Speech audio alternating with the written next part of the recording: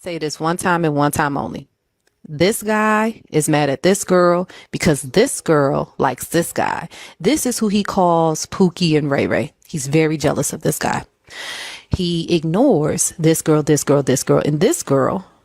And he settles for this girl, creates a family, becomes very successful, cheats with this girl because he really wants to be this guy.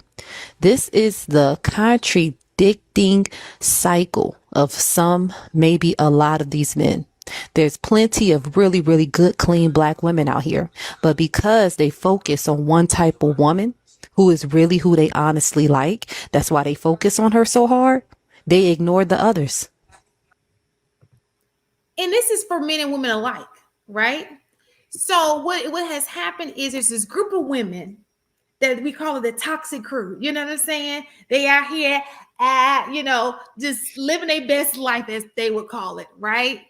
And they're like the loud minority, but they what men, they know what men like, that, and men's like, I hate her, I condemn her, but you're still looking at her, you're still tapping on it. You can't, it's something about her that is just reeling you in, and you can't let her go. So you want her to be the woman that you want her to be, but she's showing you what she is. And instead of just accepting who she is, you trying your damnedest to change her into this other woman that she's already told you she's not. And now all the women who do try to do right are put in a category of this woman, like they are the one, all the women in the work, maybe because she looks a certain kind of way, who knows what it is, right? And you're bashing all women, even the quiet ones. You'll be amazed at how many women don't even have social media. You'll be amazed at how many women are just out here in their house, just chilling, right? You're bash all these women for the ones that keep coming up on your algorithm because you keep tapping on them, right? And I would say the same for women. You bashing all these men because you want this certain kind of man to act right, right? You keep falling for the same kind of guy. You want him to act right. And you're like, oh, men are da da da da da. No, it's the ones you have the desire for that are acting this way. And I think that we both, men and women, we have a problem with that. And instead of saying the men that I want, the men that I desire are not acting right, we say, oh, black men. Or the same thing when the women we desire, black men desire, don't act right. All black women. No, that's the women that you're choosing to give your time, your energy, your mindset to. They're not all. That's not all the black women in the world. That's the ones you see, the ones that you want. That ain't all of them. I just wanted to. It's just a visual. I love that video. I love that little snippet. It was great because, yeah, that's what I was alluding to. Yeah, definitely. They do want the women. They have specific women that they want, but they want their specific women to act like the women that they want them to act like. And sometimes the attributes that you're looking in a woman is not in the Sukianas and the sexy red looking type of women of the world. They are in the women who are the book nerds, the geeks, the ones who's in anime, or the ones who's in church, or the I'm going to stay inside and that's what I do every weekend type of woman. So it's the same thing that you will say to us women, right? We want the bad boys. We want the ones who's out there. Everybody know their name. They're in the club, whatever, not blah, blah, blah. But the attributes that we're looking for is someone that is probably in spaces that we don't even go to, right? So then it's about both sides changing their mindset, right?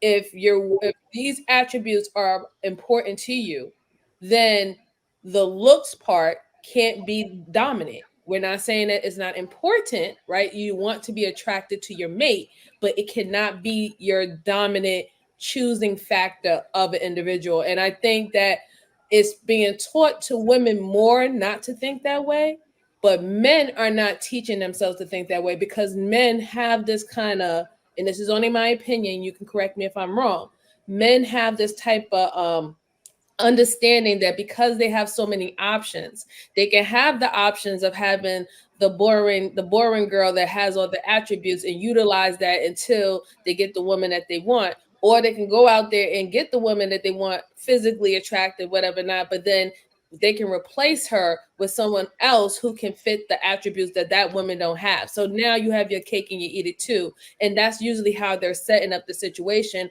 and they're finding it to be very unfulfilling, because yeah, they'll marry the girl that they're attracted to, right? That she's attracted to, she's banging body, whatever not, and then later on, 2 3 years, oh, the woman can't cook. Well, you knew the woman can't cook, sir. You know what I'm saying? Oh, the women don't want to wash dishes. She Well, ain't you cook knew for the me you in woman the wasn't beginning. washing dishes. You knew the woman wasn't doing laundry. You knew all this about that, but you was more concerned that that woman was more attractive and what you got for her lustfully wise than actually the attributes that you needed for a wife. And it's the same thing when it comes down to us women.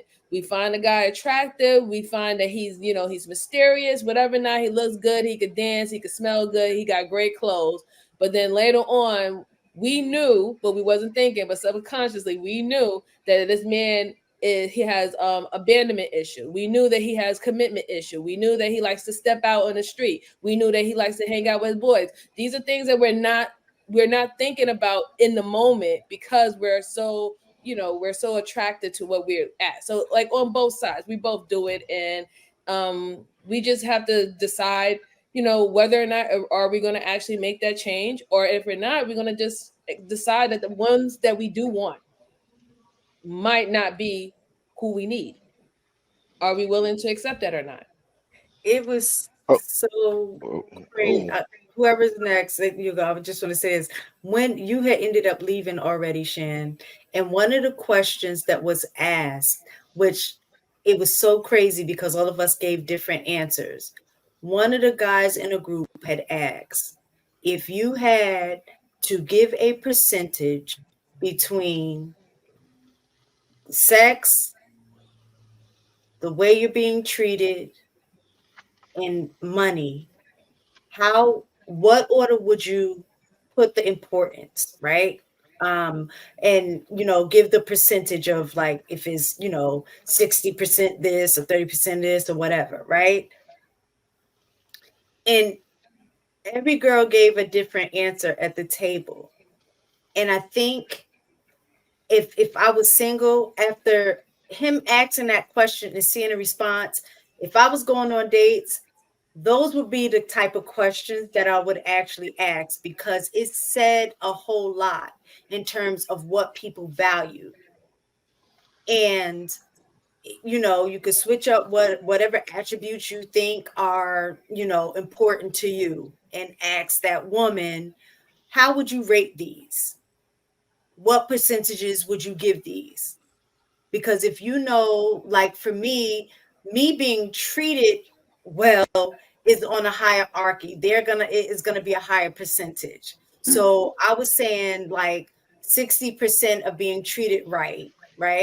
And then, breaking up the other two, well, no, because then I said like I would do like maybe 60% being treated right. Then the next percentage would be like, 20%, of the sex and then the money. And the guys was like, oh, you put money last. So there was an expectation about the money being last. But then another girl at the table was like, oh, no. It's got to be 70% money for me. And then, this, that, and the other. And then another one was like, well, it would have to be 33, 33, 33 for me. Right. And so I just sat back and thought about how deep that question really is because it gives you so much feedback on the value of things. And so when you was, talking about people getting together with people that don't necessarily mesh up, that's exactly what it is because people value different things and we're trying to mesh with people that don't necessarily value the same things that we value, but we're trying to think that we can influence them to change them to put what they may find as important to switch their mind and say, you know what, this is a little more important. And one woman's just like, I was raised like, that's just something. I want a man to be able to pay all my bills, period. All of the other stuff I can, I can work on. Not to say I don't want him to treat me right, but he has to be financially, because he ain't gonna be able to treat me right if he ain't financially stable. Like, so she was giving her reason behind why she valued that. And I think if, as women, if you're single and you're dating, it's always going to start with you figuring out what it is that you value. So when you are going on these dates and really trying to find a partner, if you're serious about settling down, you need to ask that person that question. If I gave you these three things, what would you put in order, and what would be the percentage of each? I was like, oh, wow. And it just opened a whole different dialogue, because what the women were saying was important, the men didn't even, was just like, well, damn, where do we go from here? Because each one of y'all said something different. And I was like, that is the point. The women that you meet are going to require different things, but you can't come with the same approach for every single every single woman. So yeah, that was great. Can I give some feedback real fast? Just a little quick feedback. That was a great point, Tara, but you did say that was going to take a minute, but it took about 30. So I'm just That's okay.